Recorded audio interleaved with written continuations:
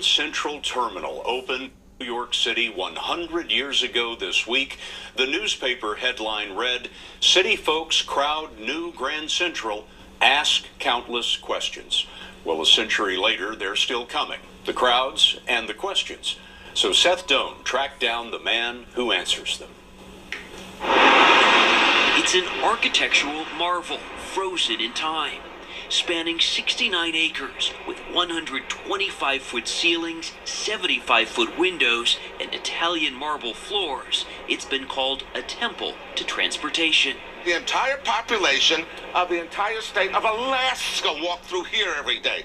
Danny Brucker has been giving rather animated tours of Grand Central for 25 years. It is a palace that celebrates the everyday person walking through it. It was built for them. Who isn't in love with it? Most people don't think of a train station as a palace. Well, first of all, it's a terminal. Never say station. It's a terminal because trains terminate here. But it is the most magnificent, the most beautiful. It is a celebration of train transportation that established and built this nation. Grand Central Terminal was built after a 1902 train crash killed 15 people and sparked the cry to move trains under the busy streets of New York City. That required a technological advance, electricity. Which is why, as we look behind us, nothing but bare naked light bulbs, because it was to shout out that this train system was all electric. By the mid-1960s, the terminal had fallen into disrepair. The owner wanted to replace it with an office building. There was also a call to knock it down, which is what happened to the iconic Pennsylvania station across town. But a famous American came to its rescue.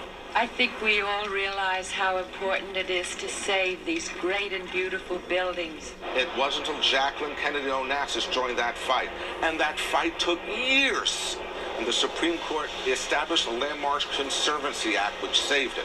That 1978 ruling cemented historical landmark laws across the country. Which is the world's largest. On his tour, Brucker highlights the building's secrets. A tennis court on the 4th floor was once the studios for CBS News. CBS News headquarters in New York. The centerpiece is in the middle of the 22,000 square foot concourse. Every face of that clock is made out of a precious piece of solid opal, a solid jewel. It's been valued at between $10 to $20 million. Talk about a precious gift of time. There it is. It's part of a century-old time capsule that for commuters can transport imaginations twice a day. Seth Doane, CBS News, New York. One of the great buildings. That's the